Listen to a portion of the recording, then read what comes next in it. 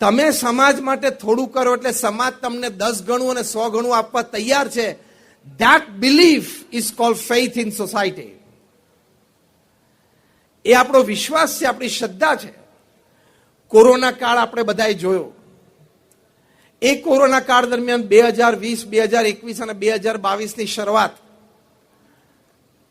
ભયંકર દુર્ઘટનાઓ આપણે બધાએ જાણી અથવા વાંચી અથવા જોઈ. સામે શ્રદ્ધાથી સમાજની સેવા પણ કરી હોય એવા ઉજ્જવળ પ્રસંગો પણ આપણે સમાજમાં જોયા. ઘણા બધા પ્રસંગો એવા સમાજમાં બન્યા કે જેમણે સમાજમાં વિશ્વાસ રાખીને આવા પ્રસંગે સમાજની સાથે રહ્યા, તો સમાજ પણ પછી એની સાથે રહ્યો. ઘણા બધા પ્રસંગો તમે પણ જાણતા હશો, પણ મને જે સૌથી વધારે સ્પર્શી ગયો COVID-19નો પ્રસંગ, તામિલનાડુ રાજ્યમાં મદુરાઈ શહેર, અને ત્યાં શહેરની બાજુમાં જ હાઈવે ઉપર એક હેર કટિંગ સલૂન, એના માલિક મોહન નેથરા, એની નાની 13 વર્ષની દીકરી સી નેથરા, એના જીવનનો આ પ્રસંગ છે. જ્યારે પ્રથમ લોકડાઉન નક્કી થયું એપ્રિલ 2020માં, તે વખતે તામિલનાડુથી બધા માઇગ્રન્ટ લેબરર્સ ઓરિસ્સા, બિહાર, ઉત્તર પ્રદેશ તરફ ચાલવા નીકળ્યા. કોઈના પગમાં સ્લીપર હતા નહોતા, ઘર વખરી જેટલી ઉચકી શકતા હતા એટલા પતિ પત્ની એમના સંતાનો ખભે ઉચકીને જતા હતા. આ 13 વર્ષની દીકરી આ દ્રશ્ય જોયું કે ઘણા બધાના મોઢા વિલા છે, કદાચ ક્યાં બપોરે કે રાત્રે જમશે પ્રશ્ન છે. એટલે એમણે એના પિતાને કહ્યું કે મારા ભણતર માટે તમે 5 લાખ રૂપિયાની FD ફિક્સ ડિપોઝિટ જે રાખી છે, કારણ કે પિતાની ઈચ્છા હતી કે મારી દીકરી એ UPSC ક્લિયર કરે, અને દીકરીની પણ એવી ક્ષમતા હતી. એ FD તમે અત્યારે ઉપાડી લો અને આપણે મોહલ્લાના, આપણી સોસાયટીના બધા બહેનો ભેગા થઈને આપણે ફૂડ પેકેટ્સ તૈયાર કરીએ અને માઇગ્રન્ટ લેબરર્સને આપણે ફૂડ આપીએ. એના માતા પિતાના આંખમાં આંસુ આવી ગયા કે એક નાની દીકરીને આવી ભાવના. એમણે સમજીએ છે કે હેર કટિંગ સલૂન ચલાવતા હોય એટલે એની પાસે કેટલી સામાન્ય બચત હોય, પણ એણે આ સી નેથરાયણની દીકરીના આગ્રહથી આ 5 લાખ રૂપીસની ડિપોઝિટ તોડી અનાજ લાવ્યા અને મોહલ્લાના બધા બહેનોએ ભેગા થઈને ફૂડ પેકેટ્સ તૈયાર કર્યા. એ બધાને ડિસ્ટ્રીબ્યુટ કરી દીધા. બધાને સંતોષ થયો.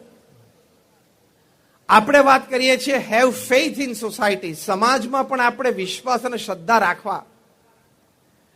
હવે પ્રસંગ અહીંથી અટકતો નથી. આ વાતની જાણ લોકલ ન્યૂઝપેપર્સને થઈ એટલે એ લોકોએ સ્ટોરી છાપી આ દીકરીના ફોટોગ્રાફ સાથે. આ સ્ટોરી રિફ્લેક્ટ થઈ નેશનલ ન્યૂઝમાં. એટલે નેશનલ ન્યૂઝમાં આ દીકરીના ફોટોગ્રાફ સાથે આ વાત સમગ્ર દેશે જાણી. પ્રધાનમંત્રી નરેન્દ્રભાઈ મોદીએ એમની મન કી બાતમાં આ સ્ટોરી રિફ્લેક્ટ કરી. એટલે તામિલનાડુના ચીફ મિનિસ્ટર દોડીને આ દીકરીને મળવા માટે મદુરાઈ આવ્યા. મિનિસ્ટર્સ આવ્યા. જે હેર કટિંગ સલૂનમાં લોકો ખાલી વાળ કપાવવા માટે આવતા, કારણ કે 2 રૂમનું જ ઘર હતું, પાછલી રૂમમાં રહે આ પરિવારને, આગલા રૂમમાં આ હેર કટિંગ સલૂન ચલાવે. ત્યાં બહાર 8-8, 10-10 ગાડીઓની લાઈન થવા માંડી.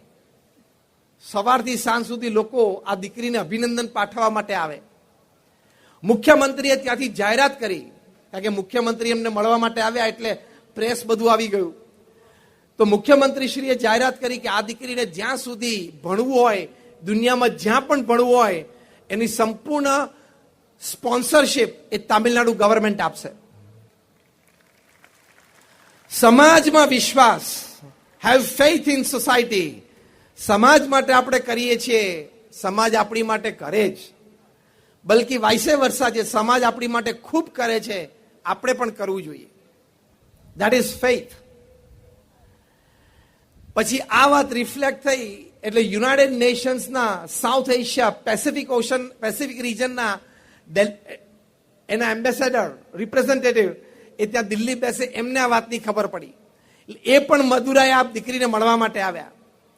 એમણે આખો ફર્સ્ટ હેન્ડ રિપોર્ટ તૈયાર કરીને યુનાઇટેડ નેશન્સમાં મોકલ્યો કે આ 13 વર્ષની દીકરીના જીવનમાં આવી ભાવના અને આવું કાર્ય એમણે કર્યું.